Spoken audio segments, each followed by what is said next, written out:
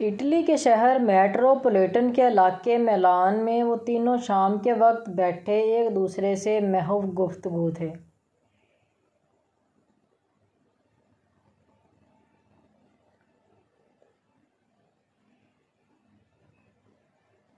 زارعان انہیں اپنی واپسی کے بارے میں آگاہ کر رہا تھا۔ میں جس کام کے لیے اٹلی آیا تھا وہ ہو گیا ہے، اب واپس مجھے پاکستان جانا ہے۔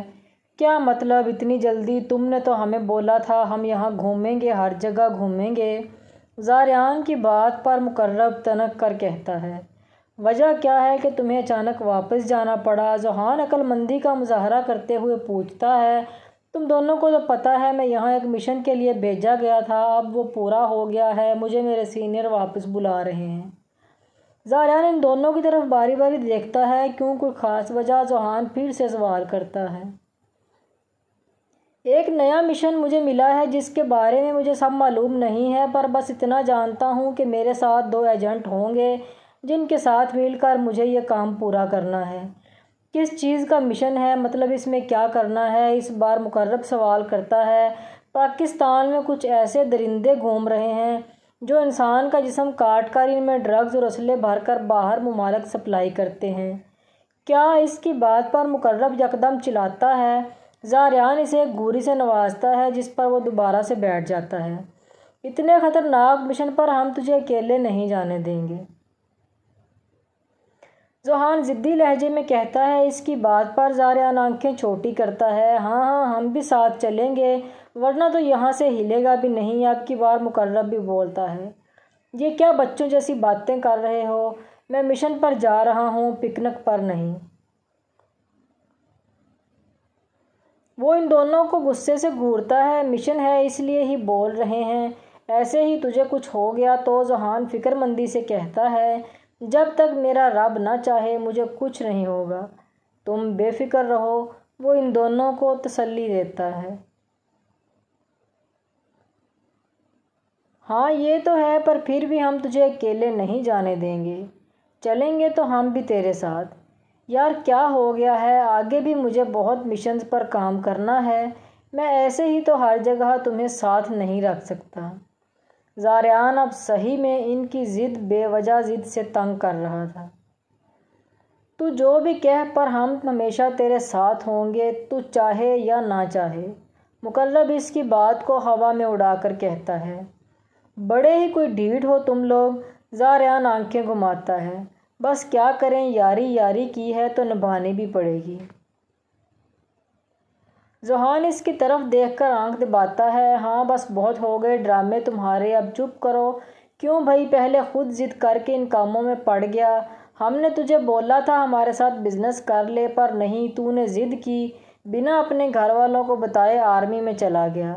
اب ہم تیرے ساتھ چلیں گے، اگر تو نہیں مانا تو انکل آنٹی کو بتا دیں گے، اب مرضی تیری ہے، تو کیا چاہتا ہے؟ وہ دونوں اپنا مدعا بیان کر کے معصومیت سے کہتے ہیں، میں اپنے سینئر سے بات کروں گا، اگر وہ مان گئے تو بہتر، ورنہ یہیں سڑنا تم لوگ۔ ہم کیوں سڑے بھائی؟ تو جائے گا اپنے مشن کے لیے، ہم اسی یونی میں پڑھائی کے لیے ایڈمیشن لیں گے، سمپل۔ مقرب دانت نکالتے ہوئے کہتا ہے، ہاں جیسا تم لوگوں کو بہتر لگے، فی الحال تو میں اپنے کمرے میں جا رہا ہوں تاکہ پیکنگ کر سکوں، کیونکہ مجھے پرسوں نکلنا ہے۔ ہیں پرسوں؟ اتنی جلدی کیوں؟ بس جیسے میرے سینئر کو منظور۔ زارعان کندھے اچکاتا ہے اور اپنے کمرے کی طرف بڑھ جاتا ہے۔ وہ دونوں ایک دوسرے کو منہ دیکھتے رہ جاتے ہیں۔ زارعان وہاں سے اٹھ کر اپنے کمرے میں آ جاتا ہے۔ ابھی وہ اپنا سامان بیگ میں ڈال رہا تھا کہ اس کے موبائل پر کال آتی ہے۔ زارعان نمبر دیکھتا ہے تو اس کے سینئر کا نمبر تھا۔ السلام علیکم سر، زارعان پہلے سلام کرتا ہے، جس کا اس کا سینئر جواب دیتا ہے، جی سر خیریت۔ زارعان کال کرنے کا مقصد پوچھتا ہے، کیا سر اتنی جلدی؟ خیریت تو ہے؟ زارعان حیرانگی سے سوال کرتا ہے۔ ہاں سب خیریت ہے، تمہیں 2 دن بعد یونی جوائن کرنی ہے۔ جی سر آپ یونی کا نام بتا دیں۔ جی ٹھیک ہے میں جوائن کر لوں گا۔ جی بہتر، میں آج رات ہی نکل جاؤں گا۔ وہ بات مکمل کر کے کال کاٹ دیتا ہے۔ باہر کھڑا مقرب اس کی ساری باتیں سن کر ذوحان کے پاس جاتا ہے۔ مقرب ذہان کو سب بتا دیتا ہے جو اس نے زاریان کے کمرے کے باہر کھڑا ہو کر سنا تھا۔ اس سے بات کر کے ذہان پاکستان اپنے جاننے والے کو کال کرتا ہے اور اسے یونی کا نام بتا کر اپنے اور مقرب کے ایڈمیشن کا بولتا ہے۔ ایڈمیشن کے لیے جو چیز ضروری تھی ذہان اسے میل کر دیتا ہے۔ اس سے بات کر کے ذہان اپنی سیکرٹری کو کال کرتا ہے اور اسے آفس سنبھالنے کا کہتا ہے اور ایمرجنسی 2 ٹکٹ بک کروانے کا بولتا ہے۔ وہ دونوں اپنا ضروری سامان پیک کرتے ہیں۔ ان سب کاموں میں انہیں 8 بج جاتے ہیں۔ ان کی فلائٹ 11 بجے کی تھی۔ زاریان ان دونوں سے چھپا کر پچھلے دروازے سے نکل جاتا ہے۔ اگر وہ شیر تھا تو وہ سوا شیر تھے۔ وہ زاریان کی رگ رگ سے واقف تھے کہ وہ کیسے نکلے گا۔ وہ بھی بنا اس کی نظروں کے سامنے آئے چھپ کر اس کے پیچھے آ جاتے ہیں۔ ایئرپورٹ پہنچنے پر انہیں 1.5 گھنٹہ لگ گیا تھا۔ ان کی فلائٹ 11 بجے کی تھی۔ جہاز اڑان بھر چکا تھا۔ انہوں نے یہ اتنے گھنٹے سو کر گزارے تھے۔ پاکستان پہنچنے سے کچھ دیر پہلے ہی ان کی آنکھ کھلی تھی۔ پاکستان کی سرزمین پر پاؤں رکھتے ہی انہیں اپنی رگوں میں سکون اترتے ہوئے محسوس ہوا۔ ذہان جیسے ہی گھر میں داخل ہوا سب کو اونچی آواز میں سلام کیا۔ اس کی آواز سن کر اس کے گھر والے حیرت اور خوشی کے ملے جلے تاثرات کے ساتھ ملے۔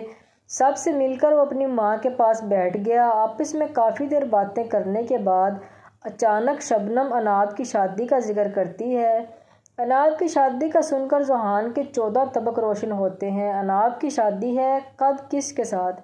ذہان بوکھلا کر سوال کرتا ہے۔ ہاں، اس کا رشتہ پکا ہو گیا ہے۔ 2 دن بعد اس کا نکاح ہے۔ ذہان کے سر پر تو جیسے 7 آسمان گرے تھے۔ آپ لوگ ایسا کیسے کر سکتے ہیں؟ ذہان یکدم کھڑا ہوتا ہے۔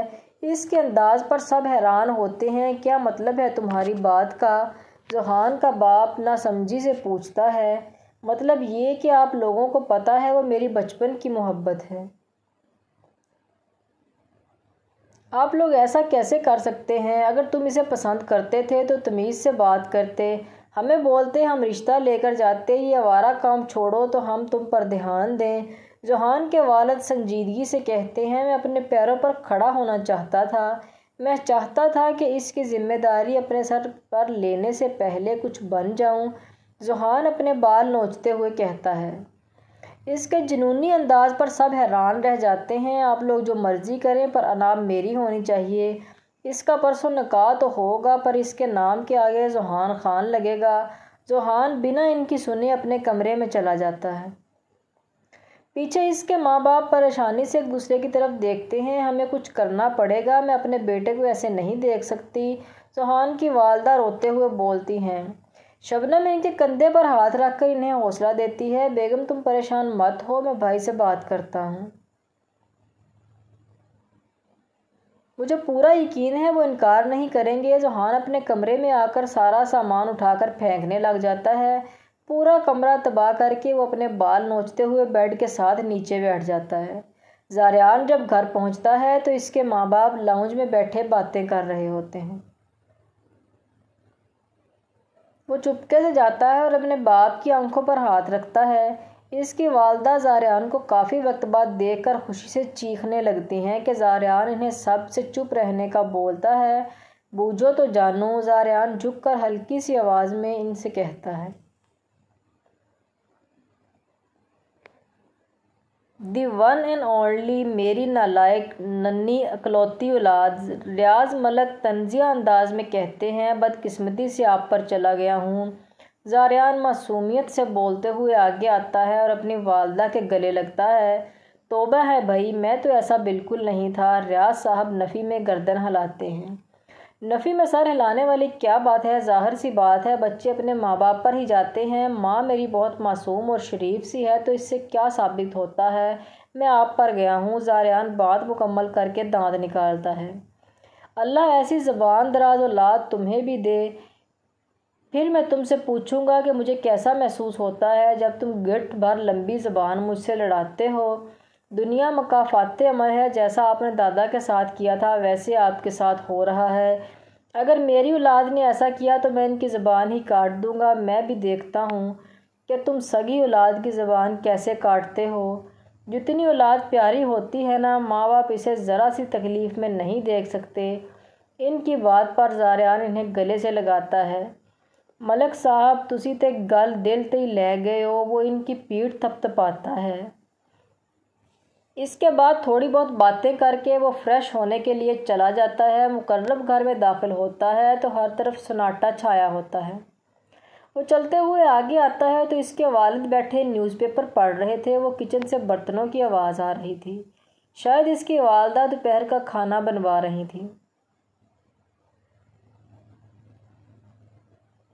وہ چل کر آگے آتا ہے اور اپنے والد کو سلام کرتا ہے۔ اس کے والد نیوز پیپر اپنے چہرے سے ہٹا کر اس کے طرف دیکھتے ہیں۔ وعلیکم السلام، آ گئے گھر نواب صاحب؟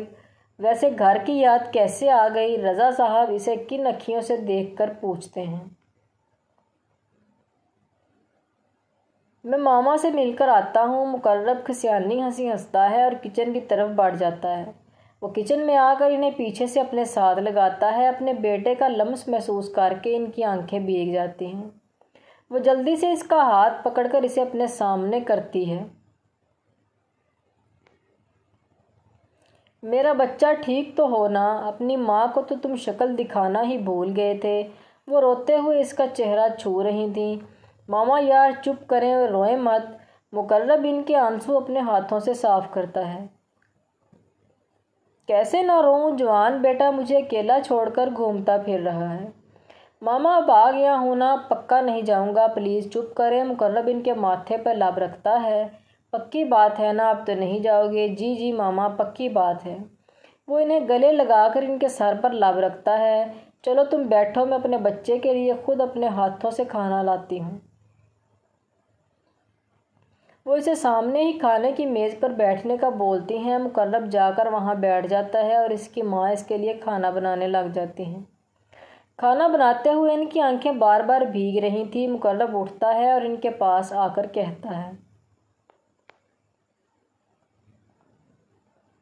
ماما اب چپ کریں یار، بیٹا کیا کروں، تمہیں دیکھ کر یہ آنسو تھمنے کا نام ہی نہیں لے رہے۔ وہ خوشی سے کہتی ہے، چلیں میں فریش ہو کر آتا ہوں، تب تک آپ کھانا بنا لیں۔ وہ ان کی آنکھوں پر لب رکھتا ہے اور اپنے کمرے میں چلا جاتا ہے۔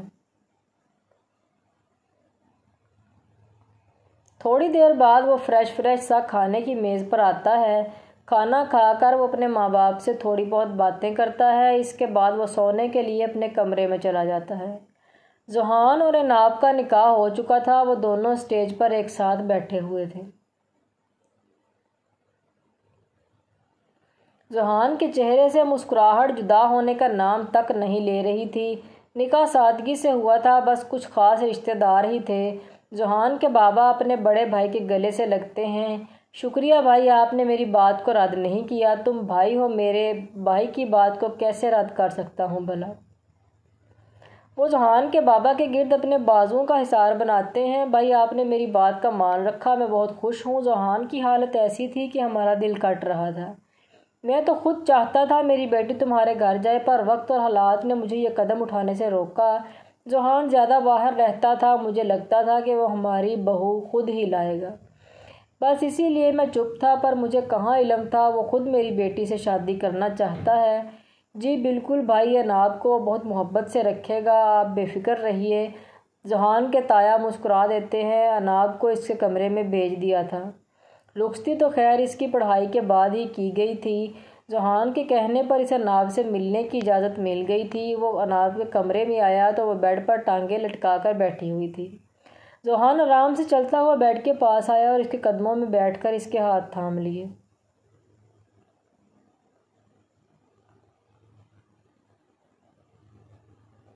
اس کے نیچے بیٹھنے پر عناب حیران اور پریشان ہوئی۔ عناب نے بیڈ سے اٹھنا چاہا تو ذوحان نے جلدی سے اس کا ہاتھ پکڑ کر اس کو وہیں بٹھا دیا۔ بیٹھی رہو، مجھے تم سے بات کرنی ہے۔ ذوحان اسے آنکھوں سے تسلی دیتا ہے، پر تم نیچے کیوں بیٹھے ہو؟ اوپر بیڈ پر بیٹھ جاؤ، بیڈ تو سونے کے لیے ہوتا ہے۔ وہ عناب کی طرف دیکھ کر ذومانی انداز میں کہتا ہے۔ اس کی بات کا مطلب سمجھ کر عناب بلش کرتی ہے۔ عناب تم پلیز مجھ سے بدگمان مت ہونا، میں تم سے پیار کرتا ہوں، اس لیے تم سے نکاح کیا، میں تمہیں کسی اور کا ہوتے ہوئے نہیں دیکھ سکتا تھا۔ ذوحان اس کے ہاتھوں پر اپنا دباؤ بڑھا کر کہتا ہے، تم کیسی باتیں کر رہے ہو؟ یہ کوئی غلط کام تو نہیں ہے جو میں تم سے بدگمان ہوں گی، اناب جلدی سے کہتی ہے۔ اسے زاریان کی کم عقلی پر حیرانی ہوتی ہے جو اس سے نکاح کر کے اس کی بدگمانی سے ڈر رہا تھا۔ ہاں تو مطلب تم مجھ سے بدگمان نہیں ہوگی؟ وہ اس کی طرف آس سے دیکھتا ہے۔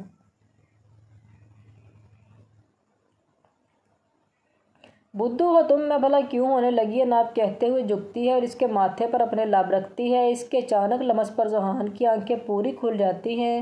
اس کی پھٹی آنکھیں دیکھ کر اناب کا قہقہ بلند ہوتا ہے۔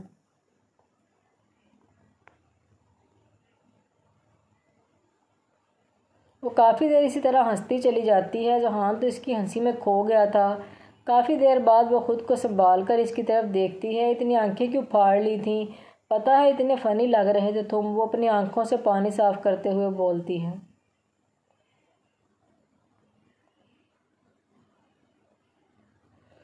جو اس کے اتنا ہنسنے پر اس کی آنکھوں میں جمع ہو گیا تھا۔ وہ تم نے مجھے ابھی کس کی؟ تو اس پر حیرانی ہوئی۔ کیا مطلب ہے؟ میں تمہارے نکاح میں ہوں، مجھے پورا حق ہے تمہیں کس کرنے کا۔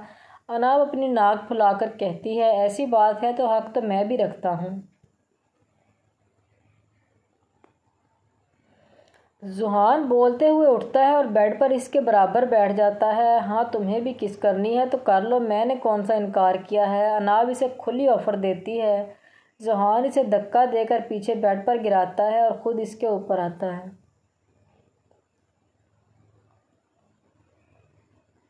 ذوحان اس کے چہرے پر جا بجا اپنا لمس چھوڑتا ہے۔ ایک نظر اسے دیکھ کر ذوحان اس کے نرم گلابی ہونٹ اپنے ہونٹوں میں دبا لیتا ہے۔ نرمی سے انہیں چوم پر یکدم وہ انہیں سختی سے چومنے لگتا ہے۔ اس کے کس کرنے میں اتنی شدت تھی کہ اناب کو اپنے لبوں پر جلن محسوس ہوتی ہے۔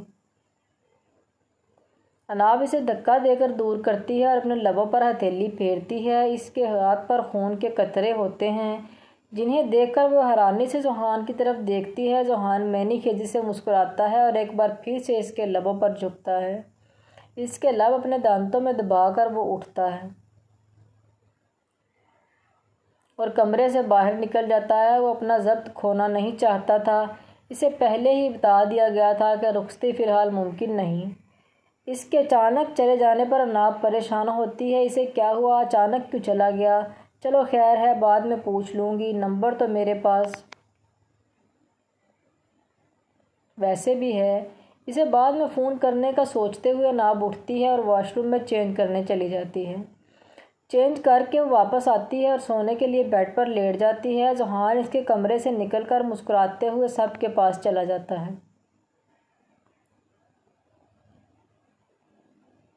ان سب سے تھوڑی دیر بات کرنے کے بعد ذوحان وہاں سے اپنے ماں باپ کو لے کر اپنے گھر کے لیے نکل جاتا ہے۔ مقلب اور زاریان بھی نکاح میں آئے تھے، وہ بھی اپنے اپنے گھر چلے گئے تھے۔ ان کے نکاح کا دن ہنسی خوشی گزر گیا تھا۔